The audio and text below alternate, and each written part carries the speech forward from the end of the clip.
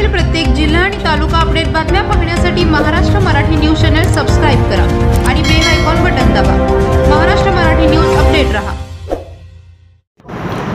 नमस्कार, महाराष्ट्र मराठी न्यूज चॅनलमध्ये आपल्या सर्वांचं स्वागत आहे। मंडळी, सांगली जिल्ह्यामध्ये सध्या नगरपालिका निवडणुकीचं वातावरण चांगलंच तापलेलं आहे आणि सांगलीच्या जिल्ह्यामध्ये केंद्रस्थानी असलेल्या तासगाव नगरपालिकेचं वातावरण तितकंच तापलेलं आहे। काही सुरुवातीच्या काळामध्ये आपल्याला वाटत होतं की ही निवडणूक अतिशय शांत पद्धतीने होईल, पण 2 ते 3 दिवसांमध्ये वातावरण बदललं आणि सगळ्याच पक्षांनी या निवडणुकीमध्ये रिंगणात उतरायची तयारी केलेली आहे। मंडळी, या निवडणुकीच्या सगळ्याच अँगलनं चर्चा करण्यासाठी आज आपल्या स्टुडिओमध्ये दैनिक सकाळचे पत्रकार रवींद्र माने सर इथं आलेले आहेत। आपण त्यांचं सर्वप्रथम स्वागत करूया। मंडळी, रवींद्र माने सर हे सांगली जिल्ह्यातल्याच नव्हे तर तासगाव तालुक्यातल्या दैनिकामध्ये विविध प्रसार माध्यमांमध्ये त्यांनी काम केलेलं आहे। सध्या ते दैनिक सकाळमध्ये आपल्या तासगाव तालुका प्रतिनिधी म्हणून काम करत आहेत। दीर्घकालीन पत्रकारितेचा त्यांचा अनुभव आहे आणि तासगाव नगरपालिकेच्या दृष्टीनं जुन्या परंपरेत ज्या पद्धतीनं राजकारणाची इथं संघर्ष झाला आणि सद्यस्थितीमध्ये या नगरपालिकेची नेमकी वस्तुस्थिती काय आहे यावरती चर्चा करण्यासाठी आपल्या विनंतीला मान देऊन रवींद्र माने सर इथं आलेत। आपण चर्चेला सुरुवात करण्यापूर्वीच मी रवींद्र माने सरांना विचारतो की असं म्हटलं जातं की सांगली जिल्ह्याचा राजकीय केंद्रबिंदू हा तासगाव समजला जातो, पण याच तासगाव तालुक्याच्या किंवा तासगाव कवठेमहांकाळ विधानसभा मतदारसंघाच्या राजकारणाचा सुद्धा केंद्रबिंदू ही तासगाव नगरपालिका आहे असं बोललं जातं। याबद्दल आपलं नेमकं मत काय? एकतर तासगाव नगरपालिका ही फार जुनी नगरपालिका आहे। ब्रिटिश काळापासूनची ही नगरपालिका आहे आणि ब्रिटिश काळामध्ये स्वातंत्र्य लढ्याचा देखील केंद्रबिंदू तासगाव होता। सांगली जिल्ह्यातलं सगळ्यात जास्त स्वातंत्र्य लढे जे आहेत किंवा स्वातंत्र्य सैनिक जे आहेत ते आपल्याला आपल्या ह्या भागात दिसतील। त्यावेळी तासगाव तालुका मोठा होता, त्यामध्ये कुंडल, ताकारी हा देखील भाग यायचा। त्यामुळं सुरुवातीपासूनच तासगाव तालुका हा स्वातंत्र्य लढ्यात पण पुढं होता आणि स्वातंत्र्यानंतर देखील राजकीय याच्यामध्ये तासगाव तालुका नेहमीच पुढं राहिला। तासगाव नगरपालिका क वर्ग नगरपालिका जरी असली तरी एक सधन नगरपालिका म्हणून सांगली जिल्ह्यातली बघितली जाते आणि इथलं राजकारण देखील जे आहे ते राजकारण हे नेहमी असं तापलेलं राजकारण राहिलं। म्हणजे मग दिवंगत नेते आर पाटील आबा त्यांच्या काळातली नगरपालिकेच्या निवडणुका असतील, संजय काका, त्यानंतर संजय काकांनी भाजपचा झेंडा पहिल्यांदा तासगाव नगरपालिकेवर फडकवला, त्यामुळे संजय काका आर पाटील ह्या दोघांचा मोठा या पालिकेच्या राजकारणात मोठा वाटा राहिलेला आहे।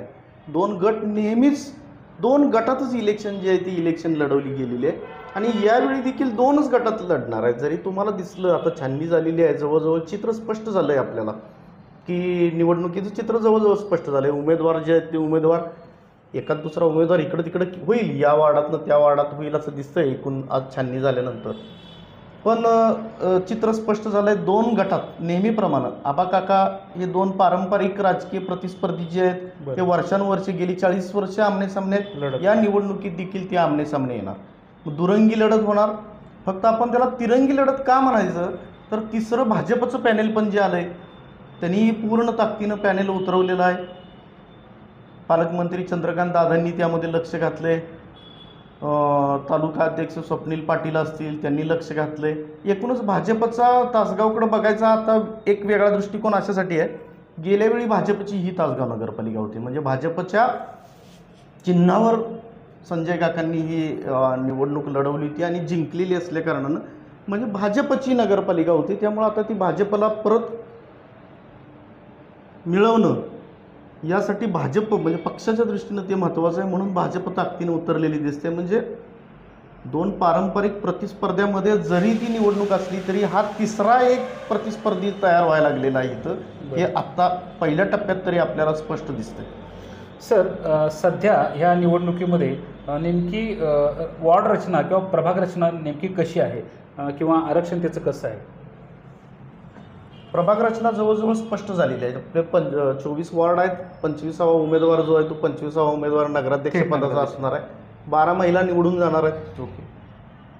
13 महिला निवडून जाणार आहेत नगराध्यक्षांसाठी. नगराध्यक्ष. म्हणजे खऱ्या अर्थानं महिला राज जे आहे ते महिला राज पालिकेत असणार आहे. सगळे वॉर्ड रचना, आता वॉर्ड रचनेचं सगळं कायदेशीर प्रक्रिया पूर्ण झाली, त्यामुळे त्याच्यावर आता फारसं बोलून काय उपयोगाचं नाही. पण गेल्या वेळी जे वॉर्ड होते त्यामध्ये फारसे काय फरक झाले नाही. म्हणजे गेल्या वर्षी म्हणजे 8 वर्ष झाली आणि आत्ता 8 वर्षापूर्वी जे वॉर्ड होते त्यामध्ये फारसा काय फरक पडलेला नाही. एखादी गल्ली इकडं तिकडे गेलेली आहे, ती पण कशामुळं लोकसंख्या वाढली, मतदारसंख्या वाढली. मतदारसंख्या वाढल्यामुळं नगरसेवकांची संख्या वाढली आणि नगरसेवक जे आहेत ते 21च्या 3 वाढून 24 झालेले आहेत. त्यामुळं प्रभाग देखील जे आहेत ते प्रभाग लोकसंख्या आणि मतदारसंख्येच्या मानानं थोडे वाढलेले आहेत. एकूण गेल्या वर्षीची परिस्थिती आणि या वर्षीची परिस्थिती भौगोलिक वॉर्डची बघितली तर ती काय फारशी बदललेली नाही. बरोबर. म्हणजे एखाद्या वॉर्डात इकडं तिकडं थोडंसं झालं, एक गल्ली एक रस्ता इकडचा तिकडं झालेला आहे. पण असं काय झालेलं नाही की अख्खाच्या अख्खा अशी गल्ली इकडं उचलली आणि तिकडं गेली असं कुठेही झालेलं नाही.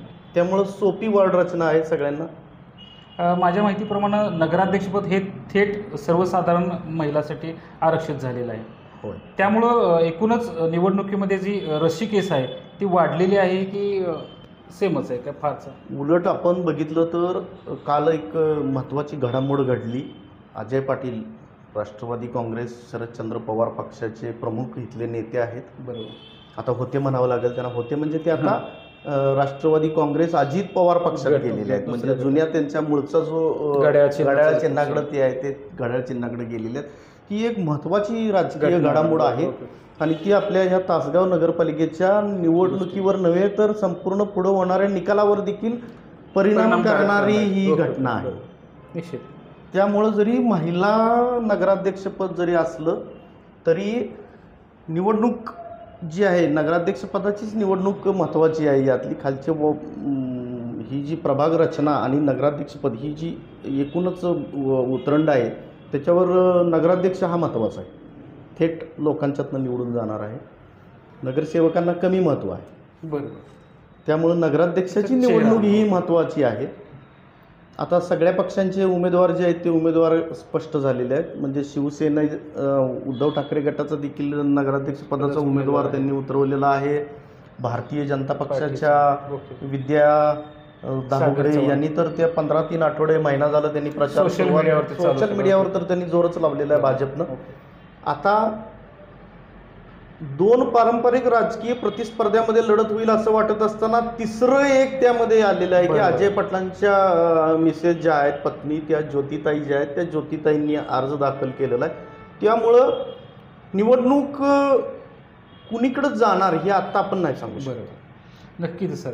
आता तुम्ही थोडीशी विषयाला हात घातला म्हणूनच विचारतोय की पूर्वी हा पारंपरिक संघर्षाचा राजकीय केंद्रबिंदू होता. म्हणजे एकतर स्वर्गीय आर.आर. पाटील यांचा गट आणि माजी खासदार संजय काका पाटील यांचा गट. कदाचित पक्ष इकडे तिकडे होत होते पण दोन्ही पक्ष नेतृत्वाच्या गटांमध्येच ही निवडणूक होत होती. पण या निवडणुकीमध्ये सध्या 2 वेगळे पर्याय लोकांसमोर उभे राहिलेत. ते पर्याय नेमके उमेदवारांसाठी आहेत की त्याच्यामध्ये मतदारांना पण ते पर्याय झालेत असं आपल्याला वाटतंय का? उमेदवारांसाठी पर्याय दिसत नाही. याचं कारण असं आहे की आता छाननी झाल्यानंतर जी यादी आलेली आहे त्या यादीमध्ये जी नावं म्हणजे वाढलेली नावं दिसतात त्यामध्ये अपक्ष कमी आहेत. बरं. यांचेच आहेत. म्हणजे डमी भरलेले जे आहेत ए फॉर्म बी फॉर्म जे दिलेले आहेत. उदाहरणार्थ आत्ता महत्त्वाचं एक गोष्ट घडली की राष्ट्रवादी काँग्रेस रोहित पाटील म्हणजे शरदचंद्र पवार पक्षातनं वॉर्ड नंबर माझ्या माहितीप्रमाणे 11 मध्ये ज्यांना ए फॉर्म जोडलेला होता. बरं. म्हणजे पक्षानं त्यांनी ऑनलाईन फॉर्म भरला मात्र ऑफलाईनचं जे प्रत्यक्ष तिथं नेऊन द्यायला पाहिजे होता ते दिलं सूचकाचं ते न दिल्यामुळं तिथं त्यांचा दुसरा उमेदवार जो त्यांनी डमी ठेवलेला होता सुदैवानं तो डमी उमेदवार आहे. अन्यथा ती जागा जी आहे ती जागा रिक्त राहिली ऑटोमॅटिकच रिक्त झाली. दीपाली दिग्विजय पाटील म्हणजे त्या देखील तिथल्या स्ट्रॉंग मागच्या काही म्हणजे संपूर्ण 4 वर्ष त्यांनी उपनगराध्यक्ष म्हणून काम केलेलं आहे आणि त्याच परत तिथं उभे आहेत. बरोबर. म्हणजे हे जे केलेलं आहे ते शहाणपणाचा राजकीय एक शहाणपणाचा तो एक हे आहे. म्हणजे मतदारांना पर्याय आहे, मतदारांना उमेदवारांना नाही आहे. म्हणजे अजून एकंदरीत जो दोन्ही नेत्यांनी म्हणा किंवा सगळ्याच पक्षांनी म्हणा निवडणूक लागल्यापासून काल अखेरपर्यंत जो एक सस्पेन्स ठेवला होता, त्याचं कारणच ते होतं. त्याचं कारणच असं होतं की त्या सगळ्याच मंडळींनी याची हो भीती होती. हो, भीती होती की मोठ्या प्रमाणावर आपल्या विरोधात नाराजी तयार होईल, म्हणून त्यांनी शेवटच्या क्षणापर्यंत 3 वाजेपर्यंत त्यांनी सस्पेन्स ठेवला. पण सर, आपण बऱ्याच यापूर्वीच्या निवडणुका बघितलेल्या आहेत नगरपालिकेच्या. एकूण शहराच्या भौगोलिक भागाचा आपण अभ्यास आहेच, पण सामाजिक दृष्ट्या आपण कसं शहराकडे बघताय, म्हणजे कोणत्या वर्गाची किंवा कोणत्या समाजाची मतं जास्त आहेत की ज्याच्यावरती या शहराचं राजकारण नेमकं चालत आहे? मराठा समाजाची मतदार संख्या जास्त आहे. जास्त. ओके. त्यानंतरचे जे आपण ॲक्च्युली जाती धर्म या बोलू नये मतदारांच्या, पण वस्तुस्थिती आहे. वस्तुस्थिती आहे की थोडं मराठा बहुल राजकारण जे आहे ते राजकारण तासगाव शहरात चालतं. अल्पसंख्याक देखील स्ट्रॉंग आहेत, तसेच तितकेच स्ट्रॉंग आहेत. काही आमचे जाफर मुजावर ते कुठल्या पण म्हणजे ते अल्पसंख्याक समाजातले जरी असले, मुस्लिम समाजातले जरी असले तरी त्यांचं वैशिष्ट्य आहे की ते आता 3 वेगवेगळ्या वॉर्डात त्यांनी इलेक्शन लढवली. अरे बाप. म्हणजे जिथं मुस्लिम मतदार नव्हते तिथं देखील ते जिंकून आलेत, जिथं मुस्लिम मतदार भरपूर आहेत तिथं पण निवडून आले, आणि त्यानंतर परत जिथं मुस्लिम मतदार कमी आहेत तिथे देखील निवडून आले, आणि आता चौथ्यांदा ते उभे आहेत. म्हणजे एकूण आपला तासगावचा मतदार असा नाही की जात पात धर्म बघणारा दिसत नाही, म्हणजे नाही. पण आता अनेक ठिकाणी आता या याद्या आपण बाहेर पडलेल्या बघितल्यानंतर अनेक ठिकाणी खुल्या जागेवर म्हणजे ओपनच्या जागेवर दुसऱ्या समाजाचे उमेदवार उभे असलेले दिसतात, सक्षम दिसत आहेत. हां, नाही उभे राहिलेले दिसतात आणि ते ॲक्सेप्ट केले जातात. ही काय असं नाही, नवीन नाही तासगाव, इथं काय तसली भानगड नाही काय की. त्याच्यामध्ये एक उल्लेखनीय नाव घ्यावं लागतं, ते अनिल कुत्तेंचं सुद्धा आहे. म्हणजे एका छोट्या अल्पसंख्याक समाजातून येऊन सुद्धा तासगावच्या राजकारणामध्ये त्यांचा एक, तासगावच्या राजकारणात असेल किंवा सहकार क्षेत्रामध्ये असेल, एक वेगळ्या पद्धतीनं ते काम करतात, म्हणून त्यांचाही नामोल्लेख आपल्याला करावा लागतो. तासगावचं तेच तर वैशिष्ट्य आहे, जातीचं राजकारण तासगावात फार कमी आहे. चाललंच नाही आणि चालत पण नाही.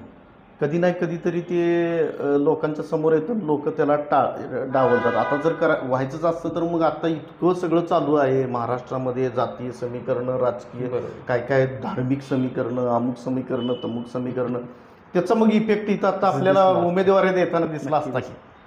नक्कीच बरं आहे. यानंतर सर मला असं वाटतं की ह्या एकूण शहराच्या राजकारणाबद्दल बोलत असताना आपण म्हणतो की बऱ्याच वेळेला पारंपरिक संघर्ष हा झालेला आहे, पण असं होत असताना सुद्धा इथं व्यक्तिकेंद्र राजकारण होतंय का विकासाच्या मुद्द्यावरच निवडणूक? व्यक्तिकेंद्रितच राजकारण आहे. विकासाचं राजकारण कधी झालं? होतच नाही. म्हणजे कितीही विकास कामं होतं त्याच्यावरती भाष्य केलं जात नाही किंवा राजकारणात तर तो विकास कामाचा मुद्दा हा गौण ठरला. आता आपल्या डोळ्यासमोर पुढचे 10 दिवस आहेत प्रचाराची. आता यापूर्वीची निवडणूक तुम्ही पण बघितलेली आहे, त्याच्या आधीची निवडणूक 2-3 तुम्ही बघितलेल्या आहेत. कुठलं आणि कधी निवडणूक ही त्या विकासाच्या मुद्द्यावर झाली? ठीक आहे, भाषणात एखादा मुद्दा असतोय, फळावरचे भाषणं असतात, त्या भाषणामध्ये विकास विकास विकास विकास विकास विकास म्हटलं जातं, पण विकास आणि मत ह्याचा कुठेही दुरान्वयी संबंध येत नाही. आमच्या इथं 2 गट आहेत, त्या 2 गटातच निवडणूक होते. सर, पारंपरिक राजकारणात जर आपण बोलायचं झालं तर आबा आणि काका गट हा संघर्ष झालेच आहे, पण सद्यस्थितीला आबा गटाचं नेतृत्व जे करतायत ते विद्यमान आमदार रोहित पाटील, ज्यांची ही पहिली निवडणूक आहे. तसा त्यांचा ह्या नगरपालिका इलेक्शनमधला हा पहिला अंक असेल, पण इथं ज्यांचा तो पारंपरिक विरोधक आहे तो म्हणजे माजी खासदार संजय काका पाटील. पण त्यांच्याही बाबतीत असं झालं की ते पूर्वी प्रबळ पक्षामध्ये होते भाजप, पण सध्या त्यांनी भाजपची साथ सोडलेली आहे आणि पलूस स्वाभिमानी विकास आघाडीच्या पॅनलखाली ते आता इथं निवडणूक लढत आहेत. तर या 2 घटनांकडे आपण कसं नेमकं बघताय? आबांच्या नंतर फारसं काय फरक पडलेला नाही. बरं, गट जसेच्या तसे आहेत हे आपण गेली 10 वर्ष आता बघतच आलो आहे. दोन्ही गट जे आहेत ते गट एक म्हणजे जसे इम्पॅक्ट आहेत असं म्हणता येईल, म्हणजे हल्लेले नाहीत. रोहित पाटलांची ही तासगावची पहिली निवडणूक आहे. ॲक्च्युली मागच्या निवडणुकीत त्यांनी शेवटचं भाषण केलं होतं माझ्या माहितीप्रमाणे, एक भाषण केलेलं आहे. गेली निवडणूक फार मोठी निवडणूक झालेली होती, राष्ट्रवादी काँग्रेस विरुद्ध भारतीय जनता पार्टी.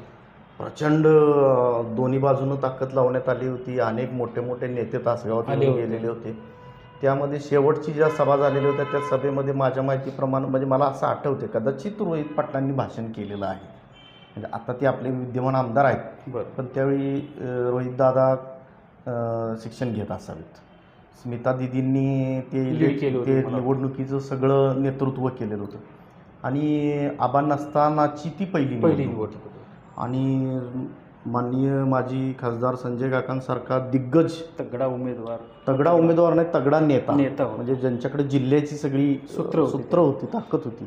एवढा मोठा पक्ष त्यांच्या पाठीशी होता. त्यावेळी देखील स्मिता दिदींनी त्यावेळची इलेक्शन जे आहे ते इलेक्शन अगदी ताकदीनं लढवली होती आणि तासगावच्या मतदारांनी पण त्यांना भरभरून साथ दिली. त्यांचे ठीक आहे पॅनेल पडलं, पण नगराध्यक्षपदाचा उमेदवार घासून अगदी काटावर इलेक्शन झालेलं होतं ते. सर, तुम्ही आता मुद्दा काढलाच म्हणून म्हणतो की त्यावेळची जी नगराध्यक्ष पदाची निवडणूक झाली ते नेमका काय किस्सा होता? दोन सख्खे भाऊ उभे राहिले होते आणि त्यावेळेचा तो संघर्ष नेमका कसा झाला होता?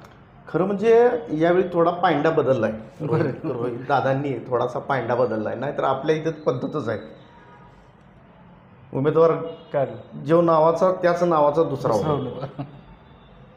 म्हणजे ज्या जातीचा त्याच जातीचा, दुसरा, ज्या भावकीतला त्याच भावकीचा. म्हणजे अजूनही आपल्याला अपेक्षित होतं पाटील आता versus पाटील. आता आमचे नगराध्यक्ष पदाचे उमेदवार बाबासाहेब पाटलांच्या मिसेस उभे आहेत. आम्हाला देखील वाटत होतं की कदाचित अपेक्षित पण होतं आणि वाटत पण होतं की वडमळ्यातलाच उमेदवार कदाचित असेल. बरोबर. पण तो न देता नवीन इथं त्यांनी एक प्रयोग केला आहे आणि खरोखर वेगळा प्रयोग आहे. त्याला वेगळा प्रयोगच म्हटलं पाहिजे. सर, त्याला नेमका वेगळा प्रयोग म्हणायचं का काही मंडळींची मक्तेदारी मोडून काढली का नवोदितांना संधी असं पण? नवोदितांना संधी कशी म्हणता येईल, कारण बाळासाहेब सावंत हे ऑलरेडी आता नगरसेवक माजी नगरसेवक आहेतच ना, म्हणजे ते सत्तेत होतेच. त्यामुळे ते नाही म्हटलं तर 5 वर्षाचा आणि अगदी जरी राष्ट्रवादीनं म्हणलं की कोरी पाटील नवीन माणूस तसले काही असं म्हणता येणार नाही. ते सक्रिय राजकारणात ते आहेतच गेली कित्येक, म्हणजे मला वाटतं ही दुसरी इलेक्शन असावी ती दुसरी आहे, पण ते आहेतच त्यात. सर, एकूण ह्या घटनेकडे बघत असताना नेमकी कशात बरं माची शिंकली असेल की अजय पाटील सारखे म्हणजे दिग्गज नेते रोहित पाटील यांची साथ सोडून अजित पवार गटात नेमके जात आहेत काय? जात असतानाही अजय पाटलांनी उमेदवारी मागितलीच नव्हती. बरं. शेवटच्या क्षणापर्यंत म्हणजे शेवटचे 2 दिवसापर्यंत तरी काही मागितलेली नव्हती. म्हणजे मला जी माहिती मिळते त्या पद्धतीनं कधी मागितलेलीच नव्हती. नंतर कुठं काय किल्ल्या फिरल्या माहीत नाहीत, पण त्यांनी अर्ज भरायची तयारी केली होती. अर्ज भरला नव्हता, तयारी केलेली होती. कदाचित त्यांना असं वाटत असावं की किंवा त्यांच्या कार्यकर्त्यांना असं वाटत असावं की आपल्याला डावललं जाणार नाही, कारण एक समर्थ उमेदवार म्हणून एक जो समोर पुढं समजा कोणताही उमेदवार असेल तर त्याला तेवढाच प्रबळ उमेदवार म्हणून शेवटी समर्थकांना कोणतेही वाटत असतं, ते वाटत होतं. म्हणून त्यांनी तयारी म्हणजे कार्यकर्त्यांच्या आग्रहाखातर त्यांनी ती तयारी केली. तयारी केल्यानंतर म्हणजे सकाळीच मी बोललो अजय काकांशी. ते म्हटले 12:30-1 वाजता मला येऊन घरी सांगितलं की म्हणजे आमदार रोहितदादांनी सांगितलं की यावेळी थांबायला ओके. असा तो विषय झाला. आणि तुम्ही म्हणताय ते बरोबर आहे की राजकीय मक्तेदारी मोडून काढणे. आता रोहित दादांना देखील त्यांना त्यांची नवीन कार्यकर्त्यांची फळी तयार करायची असेल कदाचित. त्या दृष्टीनं त्यांनी तो निर्णय जो घेतला तो निर्णय कदाचित त्यांच्या दृष्टीनं तो योग्य असेल, पण तो निर्णय योग्य का अयोग्य हे मात्र मतदानानंतरच स्पष्ट होणार आहे. सर, अजून एक ह्या घटनेकडे बघत असताना अजय काकांनी जो निर्णय घेतला, पण अजय काका जात असताना त्यांच्यासोबत काही इच्छुक उमेदवार पण गेलेत असं की, आणि त्याचा फटका किंवा त्याचा परिणाम कोणत्या वार्डावरती आपल्याला दिसून येतात? तुम्हाला त्या 9, 10, 11, 12 4 वार्डावर तो परिणाम जाणवेल किंवा जाणवलेला दिसतोय सध्या. असे काही इच्छुक उमेदवार होते त्यांनी अर्जच भरले नाहीत वगैरे असा पण प्रकार झाला, ते त्यांच्यासोबत गेले. 3 उमेदवारांनी नाकारलं आणि ऐन वेळी मग पार्टीची धावपळ झाली. आणि आता डमी अर्ज. ते आपल्याला काही माहीत नाही, कारण पण जे तगडे उमेदवार व्हायचे ज्यांची मुलाखती झाल्या होत्या, जे पक्षाने गृहीत धरले होते, असे उमेदवार अर्ज न भरल्यामुळे पण पक्षाची थोडीशी तारांबळ उडली असणार झालं असेल कदाचित झालं असेल आणि कदाचित नसेल पण नसेल. कारण जे उमेदवार दिलेले आहेत त्यातलं एक उदाहरण देता येईल आपल्याला, एखादं उदाहरण देता येईल आपल्याला. तो उमेदवार तिथं दिसतोय, त्या अर्थी तिथं जो सिलेक्ट केलेला उमेदवार होता त्याला उमेदवारी देण्यात येणार नव्हती ती. असंही असू शकते नव्हे, ती दिसतंय, कागदावरच दिसतंय. त्यामुळं तोही त्यांच्यासोबत गेला असं दिसतंय. नाही, एकूणच त्याच्या बाबतीत पण तेच घडणार होतं. ओके. म्हणजे त्याला वाटत होतं आपल्याला उमेदवारी मिळेल, पण ती मिळणार नव्हती. हे यादी बघितल्यानंतर कळतं की हे आधी ठरलेलं आहे. सर, थेट नगराध्यक्ष पदाचे जे उमेदवार आहेत त्यांच्याबद्दल काय आपलं रिडिंग आहे किंवा काय वाटतं ते एकूण उमेदवार कसे आहेत किंवा त्यांचं कसं राहील एकूणच बलाबल त्याच्यामध्ये मुळात म्हणजे निवडणूक गटावर जाणार. गटावर. ओके. आपण पक्षावर नको म्हणायला, बरं, गटावर जाणार. गटावरती जाईल. त्यामुळे गटावर निवडणूक गेल्यानंतर पॅनल टू पॅनल निवडणूक होण्याची शक्यता असतेच सहसा. म्हणजे प्रभागातले आपल्या 2 उमेदवारांना दिल्यानंतर आपल्या ज्याला दिलं त्यालाच वर मतदान जाईल. बरोबर. काही ठिकाणी असं होईल की एक हा उमेदवार, एक तो उमेदवार, एक तो उमेदवार, असे 3 होण्याची शक्यता. असे प्रयोग झालेत का कधी तासगाव नगरपालिकेमध्ये? ह्याच्या आधी झालेत की. बरोबर. पण ते हे कशावरून कळते आपल्याला? मतदान जे झाल्यानंतर, मतमोजणी झाल्यानंतर, मतदानाची आकडेवारी समोर आल्यानंतर आपल्याला कळते की पॅनल टू पॅनल झालेलं नाही. मला वाटते ते त्यावेळेला म्हणजे आबा काका एकीकरण होतं आणि दोघांनी मिळून एक पॅनल लावलं होतं. मला वाटतं त्यावेळेला बंडखोरी केली होती शरद मानकर, अनिल कुत्ते आणि प्रभाग 1मधून अभिजित माळी, ह्या 3 बंडखोऱ्या झाल्या होत्या. आणि त्यावेळेला मात्र त्या प्रभागामध्ये सुद्धा कटफुल्या ह्या झाल्या होत्या. कटफुल्या होतातच. आणि इकडं 2 उमेदवार निवडून आले होते आणि तो थोड्या मतानं पराभूत झाला होता. होतंच तसं ते. होतेच. तुम्ही म्हणताय तसं ते पॅनल टू पॅनल आणि व्यक्तिगत संबंधावर पण बऱ्याचशा गोष्टी राहतात. आणि काही उमेदवार असे आहेत की या भागातनं त्या भागात दिलेलं आहे. आता त्या भागात दिलेलं असताना उचलून दिलेले आहेत. उचलून दिलेलं असताना मग हा आमच्या कधी आलेला नाही, आमच्या सुखदुःखात आलेलं नाही, हा आमच्या ओळखीचं नाही, हा दुसरा उमेदवार आमचा नेहमी आमच्या जवळ बसलेला असतो, आमच्या रोजच्या बघण्यातला आहे, आमच्या रोजच्या पाहण्याचा आहे, आमच्या कामाला येणार आहे, याचा काय संबंध नाही आपला. सर, एकूणच आपला विषय राहिला मतदार, एकूण जे नगराध्यक्ष पदाचे उमेदवार उभे राहिले त्यांच्याबद्दल आपण बोलत होतो, पण तो विषय राहिला मध्येच. 2 प्रबळ उमेदवार. बरं. एक बाबासाहेब पाटील यांच्या पत्नी, दुसरा प्रबळ उमेदवार आमच्या सावंतताई, बाळासाहेब सावंतताई, वासंती बाळासाहेब सावंत, हे 2 प्रबळ. त्यामध्ये आता हे पाहायला खरं म्हणजे औत्सुक्याचं आहे की अजय पाटील फॅक्टर, त्यांच्या पत्नी ज्या आहेत त्या ज्योतिकाकी उभारलेल्या आहेत, त्या किती मतं खातात. कारण बारकाईने जर बघितलं तर ह्याच्या आधीची ज्या सगळ्या निवडणुका झाल्या त्या निवडणुका काटावर झाल्या. बरोबर. हो. म्हणजे काय फार असा डिफरन्स 2000 मताचा, 1500 मताचा असला काय पडलेला नाही.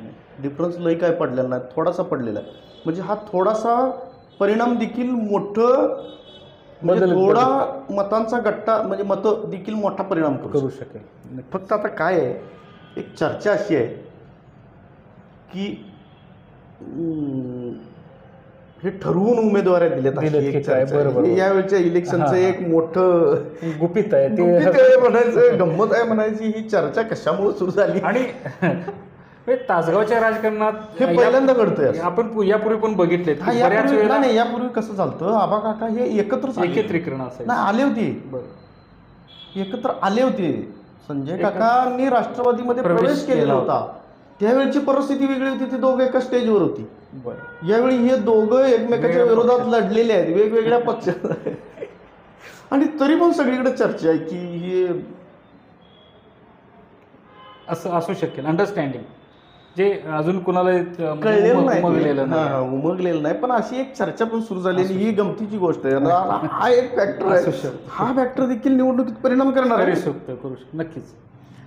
सर, माजी खासदार संजय काका पाटील यांची जी मागची निवडणूक किंवा मागची जी बॉडी होती ती भाजप चिन्हावरची होती, होय, कमळ होय, चिन्हाची. होय. आता मात्र ते भाजप सोबत नाही नाहीत. आणि भाजपच्या काळात झालेल्या विकास कामांचा फायदा किंवा विकास कामं आणि त्याच्या आधार घेऊन आज भाजपने स्वतःचं पॅनल लावलं आहे. त्याचा नेमका यांना फायदा होईल की काका संजय काका त्याचा फायदा घेऊ शकणार नाहीत? नेमकी काय परिस्थिती राहू शकेल? भाजपचं पॅनेल उभारलंय, बरोबर. त्यातले किती उमेदवार सक्षम आहेत? सक्षम कुठल्या अर्थानं म्हणायचं की ते मतं खेचून आणण्यात खेचून घेतील, जिंकण्याची त्यांच्यामध्ये क्षमता. कॅपॅसिटी किती आहे? हे बघा, निवडणुकीला इच्छुक असणं हे काही गैर नाही. आणि निवडणुकीमध्ये जिंकणं हे लय फरक आहे. हा खूप मोठा यामध्ये हे आहे, डिफरन्स आहे. इच्छुक आता आपण यादी बघितल्यानंतर 200 इच्छुक होते. आता त्यातले राहणार ते किती हे 2-3 दिवसातच कळेल आपल्याला. शेवटी कळणार आहे आपल्याला. म्हणजे एकूण काय, इच्छुक असणं, निवडणुकीला उभारणं आणि प्रत्यक्षात मतं ते मतामध्ये परिवर्तन परिवर्तन करणं, ही मोठी कसरत भाजपला करायला लागणार आहे. त्यासाठी भाजप काय करणार? विकासाचा मॅप आतापर्यंत त्यांनी ठेवायला पाहिजे होता. तासगावच्या विकासाचं एक विजन ठेवायला पाहिजे होतं. ठीक आहे, तुम्ही आता बोलात की तासगाव शहराचा विकास पक्षाच्या माध्यमातून झाला, की त्याचा बेनिफिट नेमका संजय काका पक्षाच्या माध्यमातून झाला का काकांच्या माध्यमातून झाला? शेवटी तो निधी खेचून आणण्याची पण एक ताकद असायला, क्षमता असायला. पण हा पेचप्रसंग दोघांच्याही समोर राहणार आहे. त्या विकास कामावरती दावा नेमका भाजप लावणार की संजय काका लावणार हे आपल्याला अद्याप कुठल्या विकासाच्या कामाला लावणार? भुयारी गटरेज ना? किंवा भाई वळण रस्ता असेल. भाई वळण रस्ता आहे, जो एक आमदारांचा आहे, एक खासदारांचा, माझ्या खासदारांचा आहे. दोन्ही प्रॉब्लेमॅटिक आहे. म्हणजे कुठल्या विकासाच्या मुद्द्यावर तुम्ही लढणार आहात? भाई वळण रस्त्याच्या बाबतीत जर बोलायचं झालं तर संपूर्ण जिल्ह्याचा केंद्रबिंदू म्हणतो, पण संपूर्ण जिल्ह्यातून टिकीची जोड कायम असते की तासगाव शहरातून तो राज्यमार्ग जातो. आणि नाही, थोडं ते क्रॉस करतो, ही चुकीचं आहे तुमचं बोलणं. हे बघा, वाहतुकीची समस्या ही प्रत्येक शहरात आहेच आहे. इस्लामपूरला जावा, मिरजेला जावा, सांगलीला जावा, विट्याला जावा, कुठं पण रस्ते त्याची तीव्रता ही तासगावात जास्त जाणवते, कारण तासगाव हे बेदाण्याचं केंद्रबिंदू आहे. वारंवार म्हणलं जातो, बघा विटा सुधारलं, बघा पलूस सुधारलं, बघा अमुक सुधारलं, तमुक सुधारलं, अजून तासगाव तासगाव महागाई हे म्हटलं जर ही म्हणायला ठीक आहे, हो म्हणायला ठीक आहे, पण तिथली सामाजिक आर्थिक, आता तिथले रस्ते, विट्यातले रस्ते, आता विट्यातनं जसे 2 रस्ते जातात तसे आपल्या पण शहरातनं 2 रस्ते जातात. पलूसचा आपण रस्ता बघतो, एकच रस्ता मोठा जातोय, पण तिथं बस स्टँड जवळ गेल्यानंतर काय अवस्था असते? ट्रॅफिक जाम होतच. साधी गोष्ट आहे. हे प्रश्न काही फार वेगळे नाहीत, इतर शहरांच्या प्रमाणात प्रमाण आहे. पण जे बेसिक काही गोष्टी करायला पाहिजे होत्या का नाही, त्या कुणीच केलेल्याच नाही. म्हणजे नक्कीच शहर त्याच्या पाठीमाग आपल्या एवढी मोठी बेदाना बाजारपेठ आहे. 1000 कोटीपेक्षा जास्त उलाढाल असलेली बेदाना बाजारपेठ आहे. खरं म्हणजे ती डेव्हलपमेंट किती व्हायला पाहिजे होती. बरोबर. म्हणजे शहराची त्याच्या अनुषंगानं शहरामध्ये व्यापारी येतात, शेतकरी येतात, मग त्यासाठी लॉजिंग, राहण्याची व्यवस्था, जेवण्याची व्यवस्था, या बेसिक गोष्टी आहेत. आता तुम्ही म्हणाल की मग त्या लोकांनी करायच्या असतात, असं नाही. थोडासा सपोर्ट जो आहे तो सपोर्ट राजकीय नेतृत्वाशिवाय ह्या गोष्टी अशक्य, आणि ती इच्छाशक्ती पाहिजे. नक्कीच सर.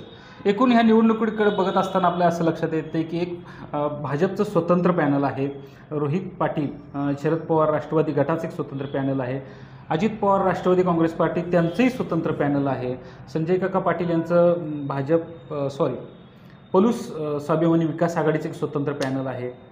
अशा ह्या सगळ्या याच्यामध्ये काँग्रेस, त्याचबरोबर शेतकरी कामगार पक्ष किंवा इतर पक्ष, त्यांची भूमिका म्हणजे कुठं त्यांचा सहभाग दिसत नाही, किंवा त्या मंडळींचं नेमकं काय चाललं किंवा कुठं आहेत ते?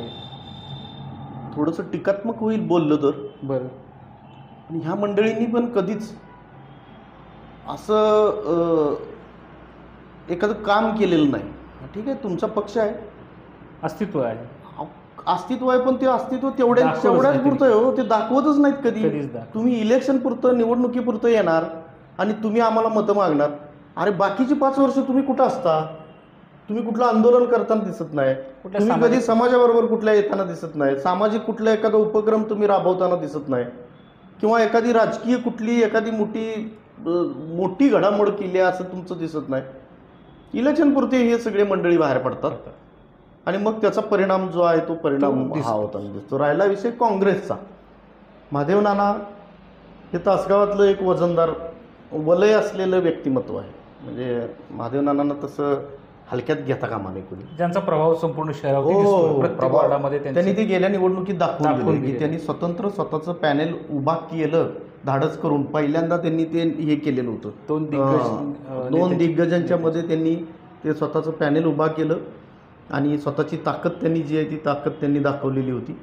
यावेळी मात्र ते थोडेसे संजय काकांच्या बाजूला गेले आणि संजय काकांनी त्यांना म्हणजे आत्ता आपण चर्चा करत होतो किंवा माध्यमामध्ये सगळी जी चर्चा चालायची त्या चर्चेमध्ये माननीय महादेव नानांच्या मिसेस त्यांचं पण नाव जे आहे ते नाव आघाडीवर होतं. किंबहुना मला तर अशी माहिती मिळते की शेवटच्या दिवशी फायनल झालं. म्हणजे फायनल अगदी अर्ज भरायची शेवटच्या तारखेपर्यंत त्यांचं नाव फायनल होतं.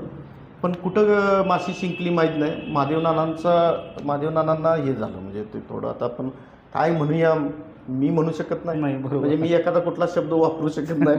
म्हणजे फसवणूक म्हणूया आणखीन काय म्हणूया का आणखीन काय गाफील ठेवलं वगैरे असं. गाफील ठेवलं आपण म्हणून महादेव नानांना गाफील ठेवलं. आता महादेव नानांची काय भूमिका राहणार हे पण बघणं औत्सुक्याचं ठरणार. मी मगापासून जे म्हणतोय ना की नगराध्यक्ष पदाची निवडणूक ही यातली कळीची निवडणूक आहे. खाली किती नगरसेवक कुठल्या पक्षाचे आले, कुणाची मेजॉरिटी कुणाची, ह्याला काय महत्व नाही. तुम्ही इस्लामपूरच्या निवडणुकीचं बघितलेलं. खाली सगळी जी आहे ती बॉडी वेगळी आणि वर निशिकांत पाटील वेगळे. बरोबर, हे आपण बघितलेलं आहे. सर, एकूणच ह्या नगरपालिकेच्या निवडणुकीमध्ये काय होईल ते थोड्या दिवसात आपल्याला कळेल. पण याचा जो निकाल असेल तो निकाल येणाऱ्या जिल्हा परिषद, पंचायत समिती आणि इतरच तालुक्याच्या मतदारसंघाच्या वरती करणारा ठरेल. हो, 100%. ह्याच्या आधीची निवडणूक आपण बघितलेली आहे. आबा काका एकत्र असताना एक नगरपालिकेची निवडणूक झाली आणि त्या निवडणुकीमध्ये बंडखोऱ्या झाल्या होत्या. म्हणजे संजय काका राष्ट्रवादीत असताना 2 बंडखोऱ्या झाल्या आणि त्या आणि ते निवडून आले आणि त्याचा इफेक्ट नंतर परत जिल्हा परिषद पंचायत समितीवर झाला आणि संजय काकांच्या सीटा ज्या आहेत त्या सीटा त्यावेळी पडलेल्या होत्या. म्हणजे निश्चित ते असे होऊ शकते. कार्यकर्त्यांची भावना तुम्ही शेवटी टाळू शकता. मतदाराला एवढं हे गृहीत धरायचं. त्यामुळं तो परिणाम जो आहे तो परिणाम हितला परिणाम. आता ही दोघं जर हिथं एकत्र असतील तर जिल्हा परिषद पंचायत समितीला हिथं समजा जर गुप्त एकत्र असतील असं आपण समजलं त्याचा परिणाम जिल्हा परिषद पंचायत समितीवर होणार आहे. तिथले कार्यकर्ते संभ्रमात पडणार, गोंधळात पडणार. ते नंतर म्हणणार ह्यांच्यात कुणी पडा, कारण ही कधी ऐनवेळी एकत्र येतात काय कळत नाही, त्यापेक्षा नकोच. सर, निवडणूक आयोगाचा एक नुकताच निकाल किंवा सुधारित परिपत्रक आलं की ज्याच्यामध्ये पक्षाचा एक सूचक असेल तर त्याचा अर्ज गृहीत धरला जायचा A-B फॉर्मसाठी. पण बी फॉर्म जो डमी अर्ज भरला जायचा त्याच्यावरती जर 5 सूचक असतील तर तो अर्ज हा अपक्ष म्हणून गणला जाणार आहे. होय. मग आजच्या त्या छाननीमध्ये आपल्याला ते निदर्शनास आले. असं झालं तर अपक्षांची संख्या ही निश्चित वाढलेली आहे. काही हुशार अपक्ष मंडळींनी 5 सूचक लावलेले जोडलेले. त्यामुळे ते आव्हान सगळ्यांनाच हो, ती नाराजी दूर करणं, त्यांचा अर्ज मागे घ्यायला लावणं हे सगळं करायला लागणार आहे. कारण गेल्या निवडणुकीमध्ये काही उमेदवार हे 50 आणि 60 मतांना पडणारे. म्हणजे जिंकलेलेपेक्षा म्हणजे जिंकलेत असं म्हणण्यापेक्षा आपण असं म्हणू की पडले 50 मतांना पराभूत झाले. फारसा. त्यामुळे ह्या नाराजी ज्या आहेत त्या नाराज्या दूर करायचं मोठं काम जे आहे ते मोठं काम त्यांच्यावर आहे. आणि सगळ्यात ज्यादा नाराज्या जे दिसतात ते रोहित पाटील गटावरच आहेत जास्त आहेत.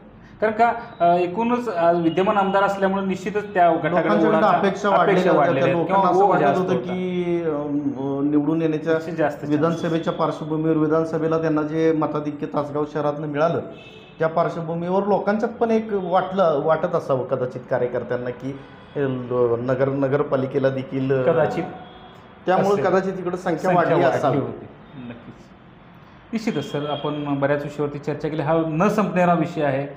आपल्याला 10 दिवस यानंतर यावर सगळं चालणार आहे. आज छाननी झालेलं आहे. 1-2 दिवसामध्येच अर्ज पाठीमागं घ्यायची, माघारी घ्यायची मुदत आहे 2 दिवसामध्ये. किती अर्ज निघत आहेत, किती जण रिंगणात राहत आहेत, नेमकं पॅनल कसं राहील? नाही, थोडंसं मी मध्ये सांगतो की दररोज जसं हवामान बदलत राहते, तसं अनिश्चित अशा पद्धतीचं हवामान, राजकीय हवामान तासगावात आहे. त्यामुळं कदाचित आत्ता जी काय आपण चर्चा केली असेल त्या चर्चेतले काही मुद्दे उद्या सकाळपर्यंत ते गृहीत न धरण्यासारखे असतील. म्हणजे इतकं संवेदनशील मान्सून जसा संवेदनशील आहे असं म्हटलं जातं, तसं तासगावचं देखील राजकीय वातावरण संवेदनशील झालंय. आज कदाचित उद्या खूप बदललेलं असेल असं म्हणजे एकूण वातावरण दिसते. धन्यवाद सर, आजच्या ह्या चर्चेमध्ये आपण आलात, सहभागी झाला. अजून 1-2 दिवसामध्ये वेगळ्या परिस्थितीवरती तुम्ही म्हणताय तसं आपल्याला बोलावं लागेल. आपण निश्चित बोलूया आणि आपल्या सगळ्या परिस्थितीवरती आपण विश्लेषण केलं त्याबद्दल धन्यवाद सर.